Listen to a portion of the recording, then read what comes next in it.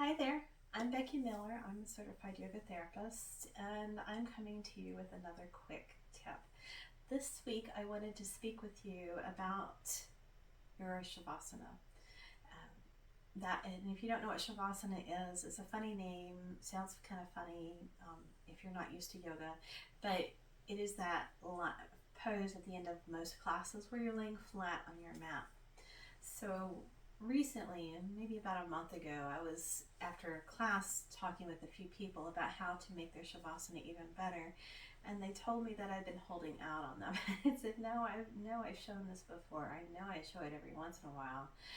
I don't show it every time I teach. I don't show it every time I work with somebody, but it is something that I bring out every once in a while just to talk with people about how to make Shavasana even better." So what it is about these minor adjustments that I'm going to show you is that it helps your spine to lay flatter on the floor. And when that happens, you feel more comfortable on the floor and you're able to relax and rest, which is what the pose is all about. It's not about doing any work, it's about resting and allowing your body to just absorb everything that it's just done. So let's get to it. Let's practice making your Shavasana even better. I'm going to turn sideways so that you can see what I do, and I'm going to lay down on my mat.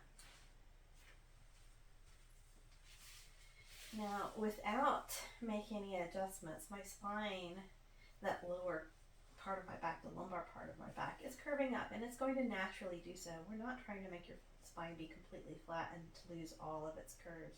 What we're trying to do is just to make yourself more comfortable in this pose. So I can get my spine to lay a little bit flatter, and it will feel better, and I can do so in just a couple of quick tricks. So to start, let your feet be about mat width apart. I'm kind of centered on my mat. Okay, and kind of wiggle your hips a little bit, get them a little bit more even. And then come up onto your forearms. We're going to start there. Now, if you're not on a mat, it's a little bit harder because you will slide on the floor. So if you're on a mat, it makes it a little bit easier. But you're going to come up onto those forearms and then use your hands down on the floor, and you're going to push back on those hands, not moving anything else, but just push back on those hands, and then lay right back down on the floor. Already, I can feel my hips have shifted a little bit, and that has decreased that curve of the lumbar spine just a little bit, and things are a little bit more even. So you can feel that change already. Now, to change the shoulders so that they lay flatter, and that will shift this upper spine a little bit more as well. We're going to start with, this is my right hand, reaching it up towards the ceiling and then over towards the left side.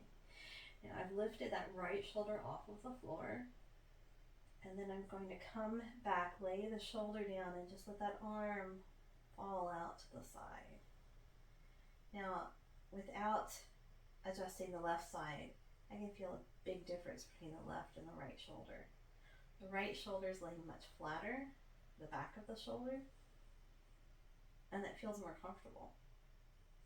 So let's do the other side. Left arm is going to reach straight up towards the ceiling, and then over toward the right. I'm lifting that left shoulder up, and then I'm releasing it back down to the floor, arm going out to the side. I am hitting the wall a little bit, but I still have enough space. Let that shoulder blade lay down flat or flatter. So that already is feeling better.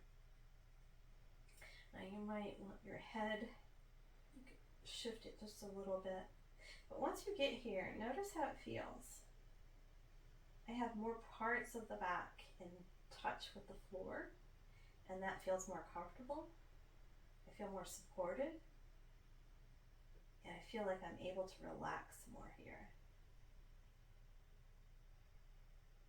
So you can cover your eyes if you need it. If your back is bothering your ear, something under the knees is great. You probably want to put it under your knees before you do the adjustments though, because if you try to do it now, you're going to mess up what you just did.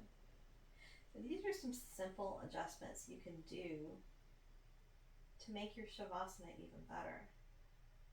You can start with the hands on the floor, palms down, lifting upper body just a little bit, pushing back on those hands, laying the spine back down, and then lifting right shoulder up off the floor and over to the left and lay that arm down, and then left arm lifts up over to the right and lay that arm down.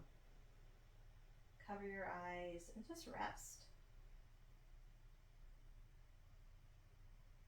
Staying here 10-20 minutes can be really helpful to your body, and even more so because you have made those adjustments.